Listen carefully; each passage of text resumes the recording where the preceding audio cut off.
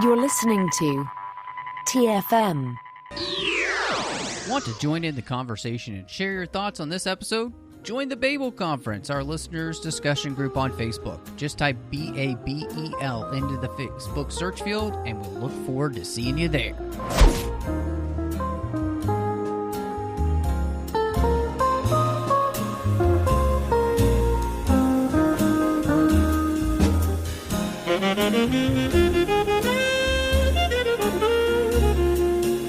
Well, hello and welcome to TFM's local watering hole, and I don't know if we're in Hollow Earth or Hollower Earth or what Earth we're on, but man, I've never seen monkeys that big, and I'm excited to be joined by, well, not a monkey, but an incredible young lady. Yes, that's right, I said young lady. Christy Morris. I was like, not a monkey, thank you. No, I'm not. But we do have some anti-gravity lakes, I guess, in this world. Ooh, you know, one up above and one down below, and one even further down below. Yes. Yeah.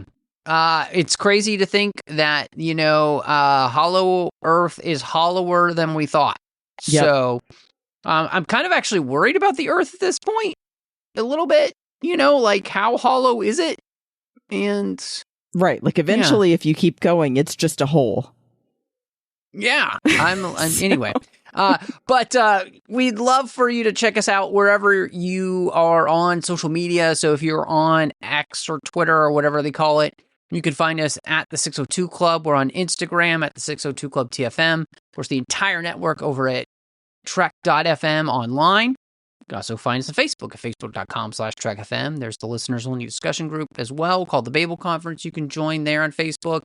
And you can support us over at Patreon at patreon.com/TrekFM. And of course, make sure that all the shows keep coming to you each and every week, especially as we're ramping back up with our 20th anniversary rewatch of Enterprise. We've got literary treks going, and of course, you've got the 30th anniversary rewatch of Deep Space Nine. So all of those things are happening for you here, and we want to keep those continued. So make sure you join us. But Christy, we didn't have this on the outline, but I was just kind of thinking, we've had quite a few of these monster movies at this point.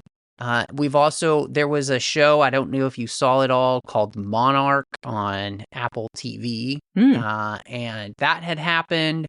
And so by the point that we're at here, where we're at, and I don't even know exactly, because it's Godzilla times Kong, the New Empire, or is it just Godzilla Kong, the New Empire? Is it Godzilla X Kong, the New Empire? I don't know how you actually say the title. So, but you have this new empire that is starting.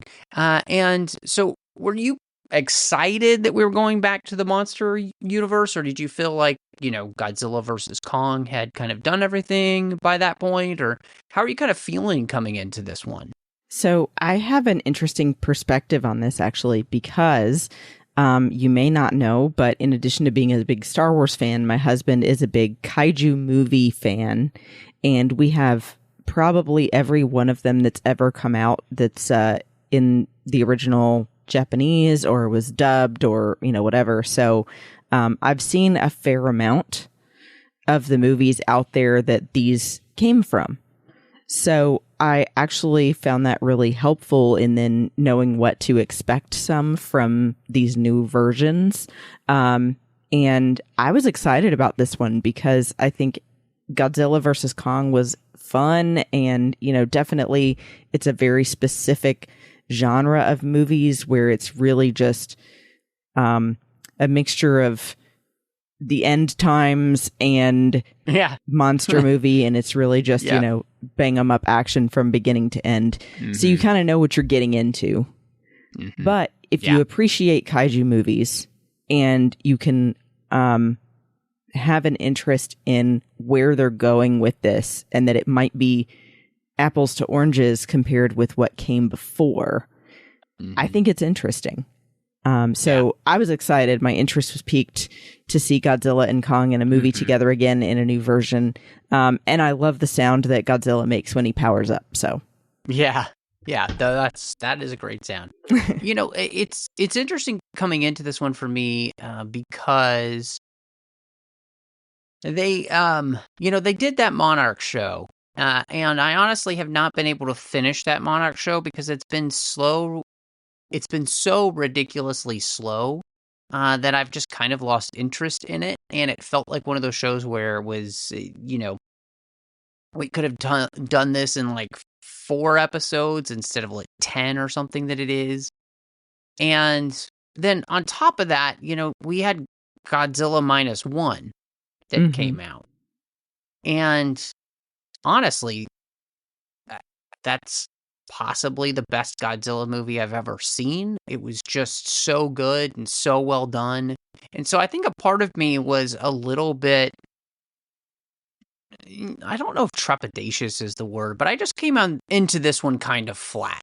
I was not as excited about it as I was, say, when Godzilla versus Kong came out.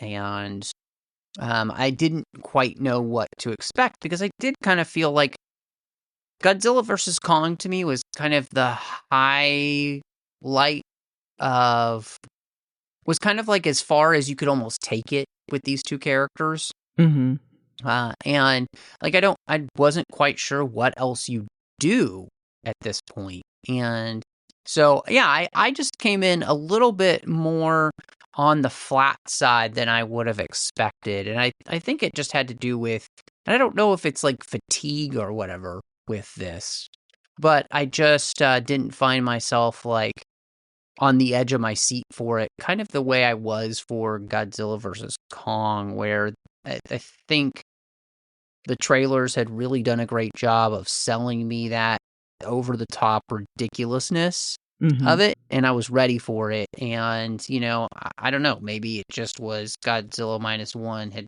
put me in a place where they had done it so seriously and done it so well that I didn't know if I was ready to go back to this. So, yeah, it was an interesting place to be to come back to this.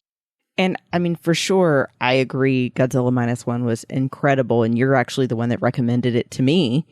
And I loved it. But I think here that's just automatically going to be a completely different kind of film. Sure. Than you're getting with this. Absolutely. For sure, like that's something that you would have to be interested in, more like international film. Okay with some things not being in English. And in for something that's much more dramatic and serious, whereas this is about, giant monsters fighting each other. But I know that there were some ways that the storytellers still wanted this movie to have some good story elements, even if it's not the same. Yeah, no, 100%. And so, well, I think it is really interesting, coming into then this movie where the plot is, I mean, it's kind of all over the place in the sense that it's just the most outlandish thing that you've ever heard. We've now got some kind of equilibrium here on Earth because Kong is in Hollow Earth, Godzilla's on the surface. Gotta love that Godzilla's keeping Earth clean of all those other monsters and then taking naps in the Coliseum. While Kong searches for a family and apparently gets older.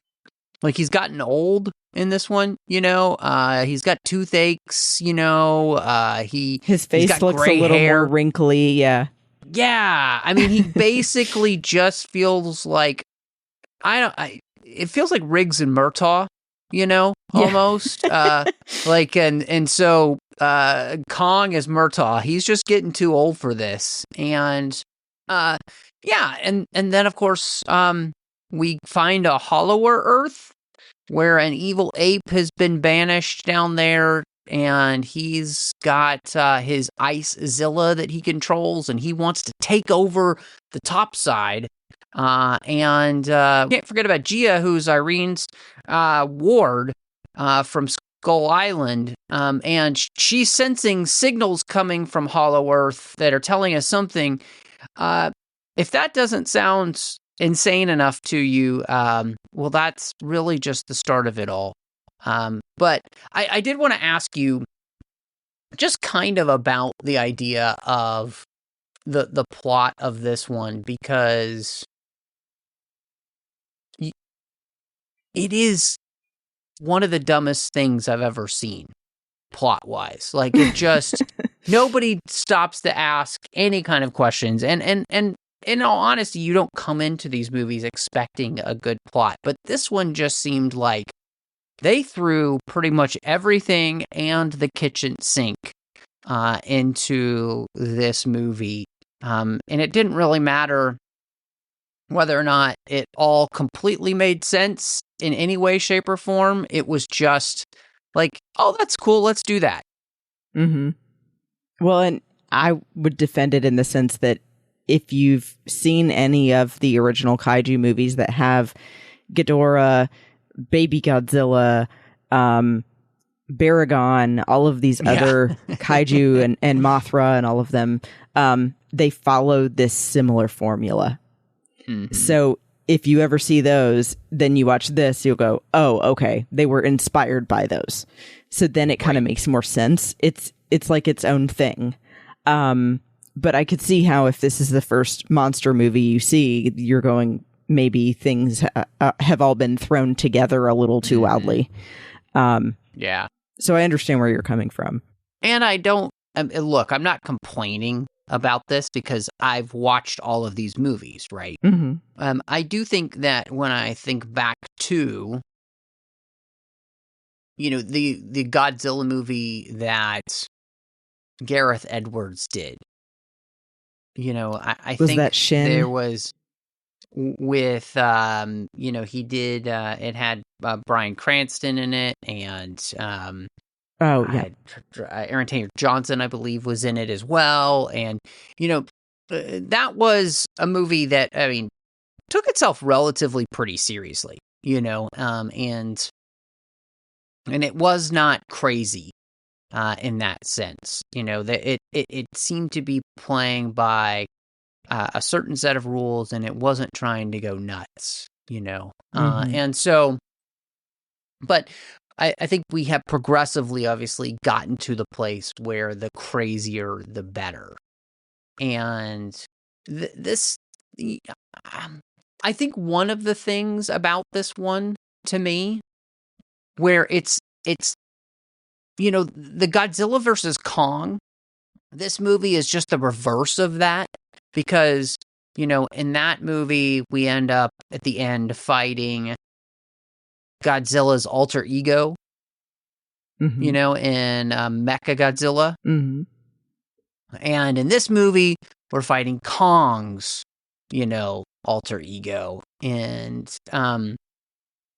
but I also think that this movie's plot just feels less cohesive together, whereas Godzilla versus Kong, it was really about these two characters and can they exist in the same world, and will they destroy our world because they're both here?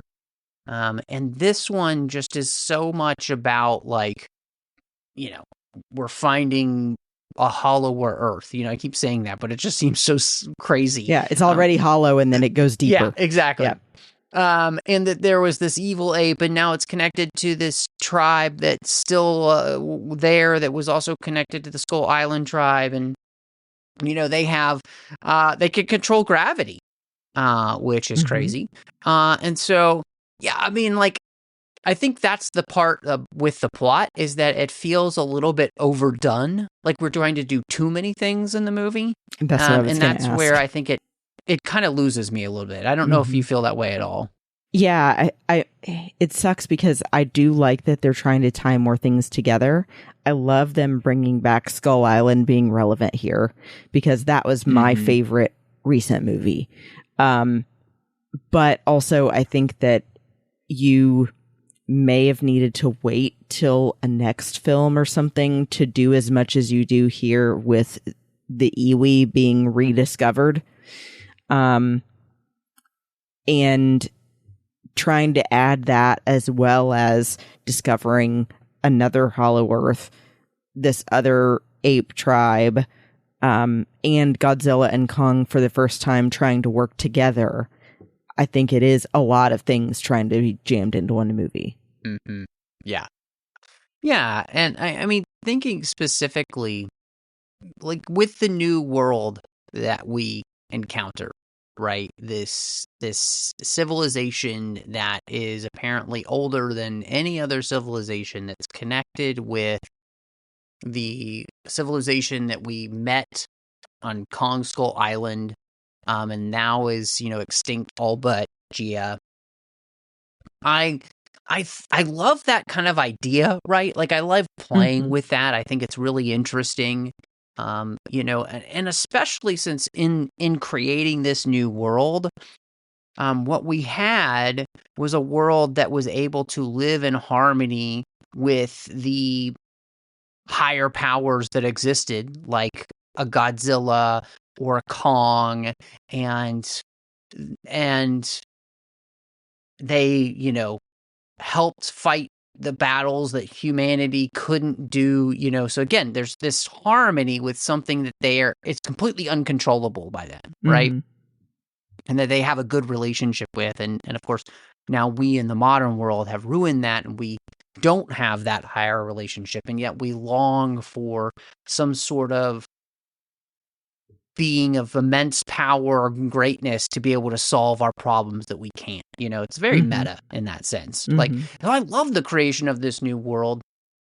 And in some ways, I just kind of wish that the whole movie had been more about them and the exploration of them and all of that stuff than all of the other stuff that we do. Because to me, I was really interested in them, and we don't really get to explore anything about them. They really just become kind of these people to push the plot along instead of a place we actually get to explore. And I was really disappointed in that because, again, I thought that to be the most interesting part of the film, and really completely, like I said, there's a lot of meta themes that go into that, speaking to our modern world. But, I mean, these movies aren't necessarily really interested in exploring themes the way that we try to on this show.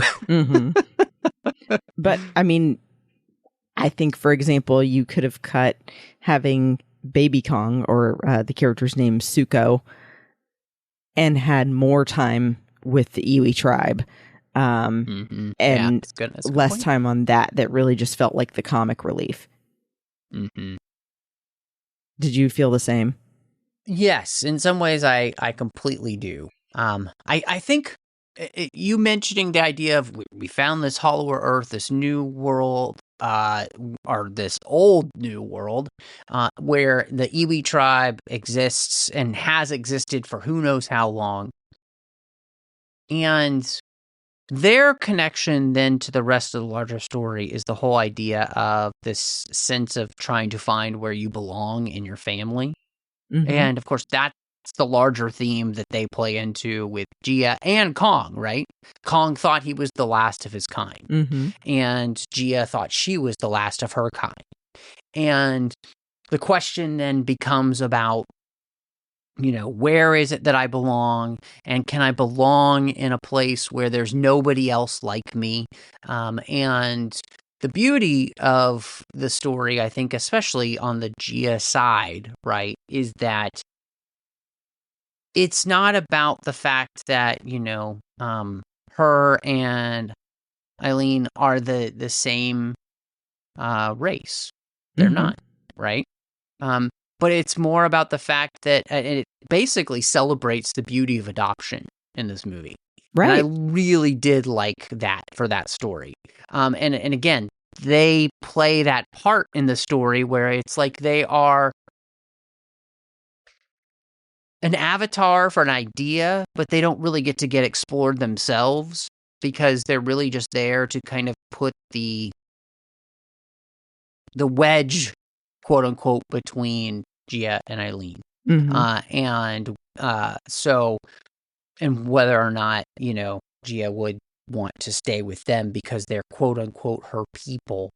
And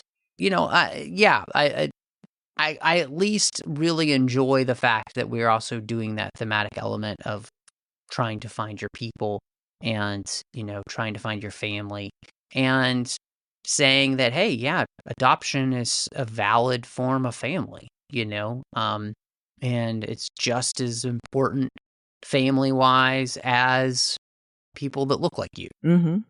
And I'll add to that too. I think it's awesome that just like when we've talked about A Quiet Place, they've hired a deaf actress to play a deaf character for this role. And she actually, her real name is Kaylee Hottle, and she was born to an all-deaf family. Her father's side That's really cool. has 4 generations of deaf relatives. And so, she had become known for having an interesting look and really good skill with American Sign Language and was recommended for the role. So Kong Skull Island was her first feature film. And then now she was called back to do this. So I thought that was really cool and a lot of good exposure for talking about being more aware and inclusive of different kinds of actors and actresses. This is a great move in that direction. Yeah.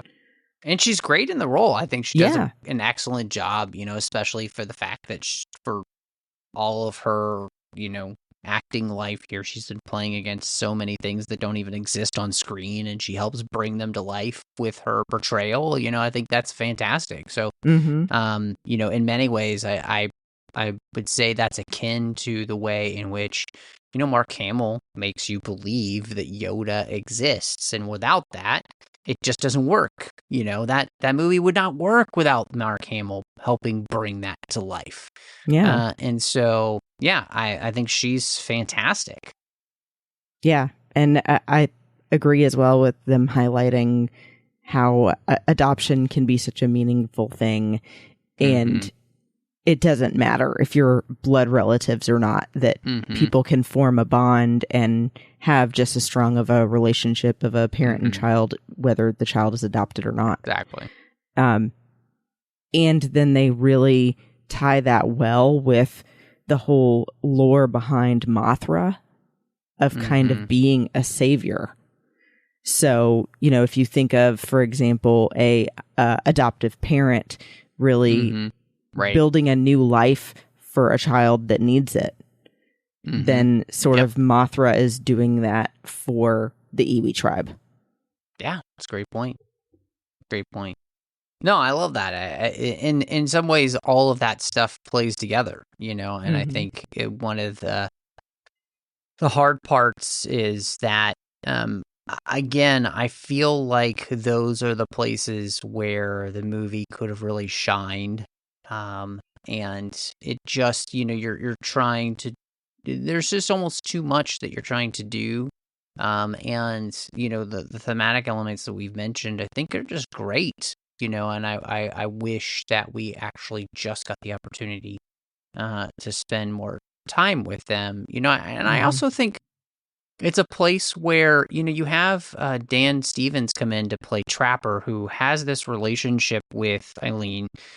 It's clear that they've had a romantic relationship in the past, and we kind of work to build that a little bit here, I think, in the movie.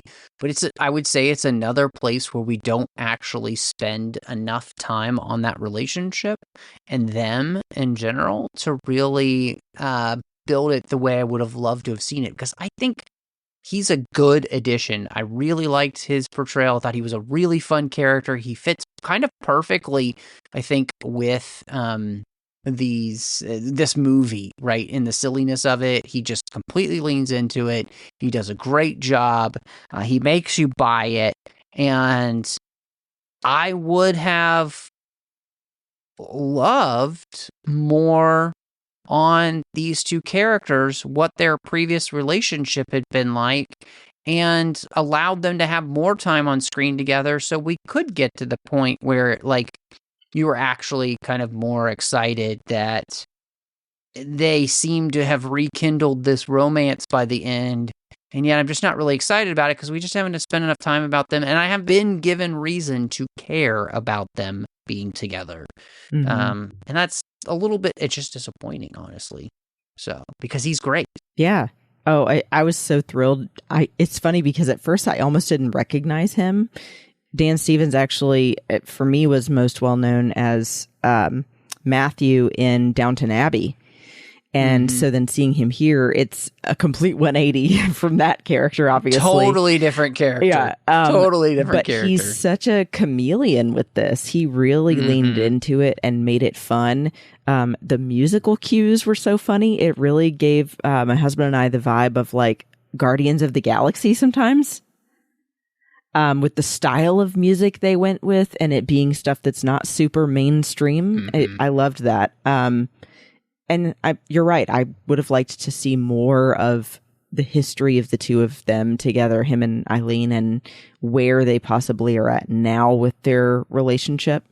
Because it seems like then they could be great as a couple to be parents to Gia. So that would be cool. But I thought it was fun the direction that they took him as well, with this real reverence as well, just for the natural world. So he's not just like an obscure veterinarian to giant mystical creatures, but also just someone who really cares about respect and conservation of nature. Yeah, I mean, I think, you know, what makes him interesting then is he's somebody who's a lot like the Iwi, you know, that tribe, which is trying to live and lives in concert with the nature around them, you know, and he truly cares about being a good steward of the world that he's a part of. And no, I just had fun with his character. Like you said, you know, he's so good in Downton Abbey. I loved him in that show. I was devastated when he died because when I was watching it, even though it was after, I didn't know that happened. And I was just, what? So, because I didn't know any spoilers. And I am just disappointed in some ways that we just didn't get to spend more time with the two of them and really discussing their relationship.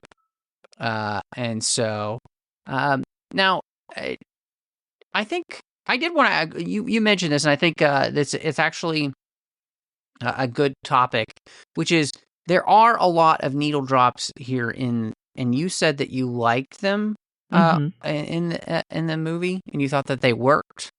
I did. And I actually, in my brief research about some behind the scenes things, didn't see a specific track list, but I'm sure if you dig deeper, you could get the full thing. But I thought it was really good. I think I wouldn't have expected that style of almost 70s, a little bit mellow music for this, especially if you think about what the music for Skull Island was. But they're trying to give off a specific vibe of what Trapper is about and not what the fights between the monsters are about this time. For me, I think that they're okay. I think the thing is, for me, I didn't love the choices. I think I wished it had, I mean, mainly too, because I just didn't really know any of the songs that they were choosing, but I also didn't find them to be, like, I don't mind you choosing songs that I'm not familiar with, because sometimes that's really fun, and it gives me the opportunity to learn about songs that, like, I should know something about. But the problem is that for me personally, like, I heard all these songs and was like, I don't want to actually go and find out what those songs are. I didn't like any of them enough to want to do that. And so I wish that, I love the idea that they're going for, and I think it's great. And I think obviously it fits with the character, this idea that he would, you know, kind of be a classic rock dude, you know? And I just wish that it had been something that I would have wanted, even if I didn't know what it was, I would have wanted to find out what it was. And so, just wasn't the right feel for you. Yeah, I think it was just that it felt like the songs were more generic than memorable. And really in that way of, hey, this is what we as the studio own, and we're not going to have to pay money to license, right? Right. That we as WB, as a corporation, we can use these songs because they don't cost anything. But yeah, so, you know, it didn't ruin the movie for me, of course, or anything. I just wish that, because I felt like it would have been more exciting if I kind of enjoyed the music more. But I guess with these movies, we kind of have to talk about the big fights themselves between the monsters. Of course, we have a major fight that happens there in Giza next to the pyramids with, both Kong and Godzilla. I mean, Godzilla suplexes Kong. Yep. So what did you end up thinking of these big battles between the Titans in this one? I thought they were pretty good. I think, for what it is, it's hard to pick your shot depth, direction, and everything with that, because obviously none of it is going to be practical effects. It's all special effects to create. So I'm sure that's difficult. I think that they definitely make it interesting in, maybe being a little bit closer on the faces of the monsters as they're fighting. So like a zoom in on Godzilla's face before he makes a dive at Kong was cool. And I like them adding these wonders of the world to give some perspective about where they're located, or, give them something big enough for a monster of that size to climb on or jump on. Mm-hmm. Yeah. I think there were a little bit too many fights for the movie. Just because I think if you're going to call it Godzilla and Kong, the New Empire, you really need to focus on the two of them and then what they're going up against, rather than starting with showing Godzilla fighting all these other little monsters first. Yeah, that makes sense. I think you could have tightened that up a little bit and still explained how Godzilla charged up to have enough power to then fight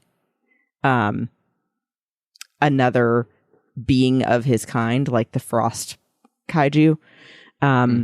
Without going that far into all these other monsters that don't really need to be there. I think my biggest issue comes with the fact that, all the big fights, I think, above Hollow Earth work better than the ones in Hollow Earth. And a big part of that is because in Hollow Earth, I don't have a reference for scale. Yeah. And so, and that's the whole point of these movies, right, is to reference the scale. So yes, when we're fighting next to the pyramids or we're in Rome, I have a sense of scale as to how big these monsters are and what's happening. And when you get to Hollow Earth, I don't have any concept of how tall things are, how big things are. And, we also have fights in the water and everything, or we have fights in the air where everything becomes even more weightless than it already feels with the CGI. The anti-gravity fight. Yes. All of that, I think that's the big issue. And so some of the stuff is great, and I think other are not great. And so, which I think leads me to the question of the effects and overall what you thought. So I thought the effects overall were good. The only time it bothered me was probably more the reason you're mentioning about the scale comparison and being in a world that is so much more abstract and unfamiliar. It's confusing than also adding the physics aspect of it. So I think for me, then that whole scene throws me off and makes me feel like maybe the effects weren't as great as they could have been. Yeah. But maybe that wasn't the main issue. So I think overall they're good. I think especially Godzilla looks great. And has to be for really focusing on that atomic breath, and then the size comparison to Kong.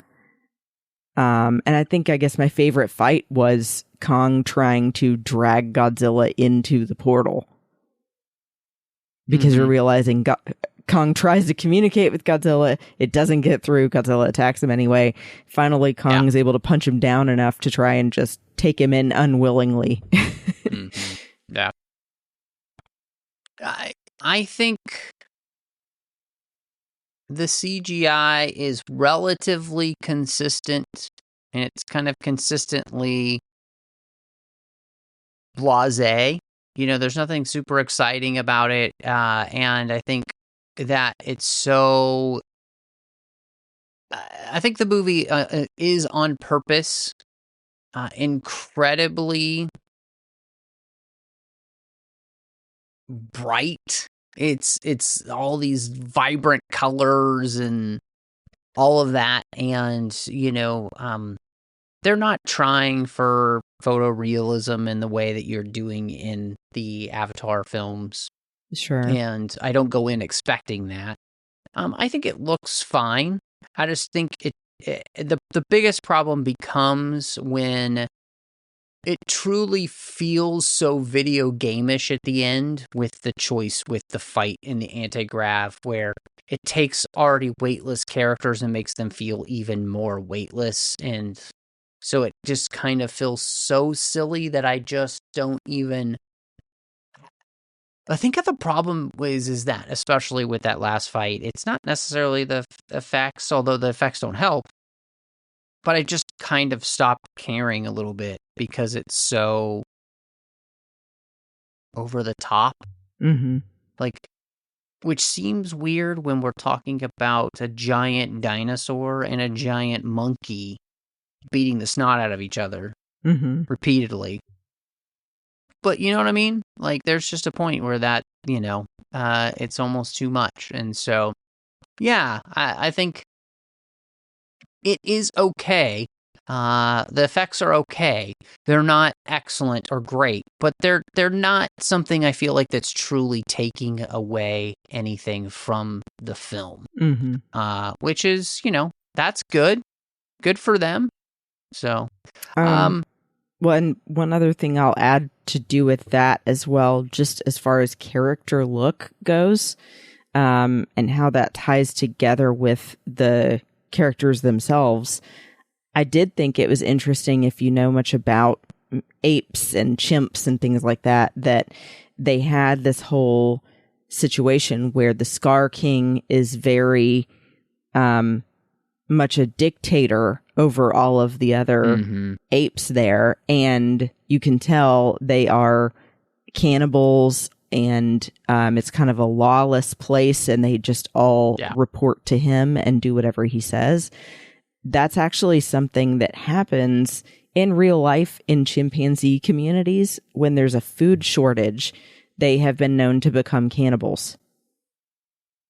It's rare, but that has happened. That's interesting. So I think that if that's kind of where they got it from, that's a cool way of putting reality into something like this. Absolutely. I mean, I definitely think that works. All in all, where do you come down with your ratings for Godzilla, Kong, The New Empire? I probably am more into it than you are, I guess I would say, just because of my love for things in this genre, and calling it what it is. You know, I would say I'm not going into this expecting it's going to be the greatest film I've ever seen. I'm going in expecting it's a giant monster fight movie. But there's still some minimal things that you do want to see across the board to make it something you're happy to be going to. But we did see it in Dolby and enjoyed it. So I recommend that if it was possible for you to go see it in Dolby. But overall, I end up giving it a 3.5 out of 5. Scar Kings. I think that it's got a lot of good things going for it. And like I said, it's a monster movie. So I would go see it again, and I enjoyed it. but I do wish that there had been a little bit tighter storytelling overall and more exploration in the areas we talked about with the Trapper story and with the Iwi, and less focus on Baby Kong and the Scar King. Yeah, I think that one of the things that happens in this movie that happened actually in Godzilla King of Monsters, which is I got so kind of lost in the film in a bad way. Like I just wasn't really engaged because we weren't engaging enough in a plot that I could kind of even. And look, I like these movies. You know, I've enjoyed so many of them. I liked Godzilla.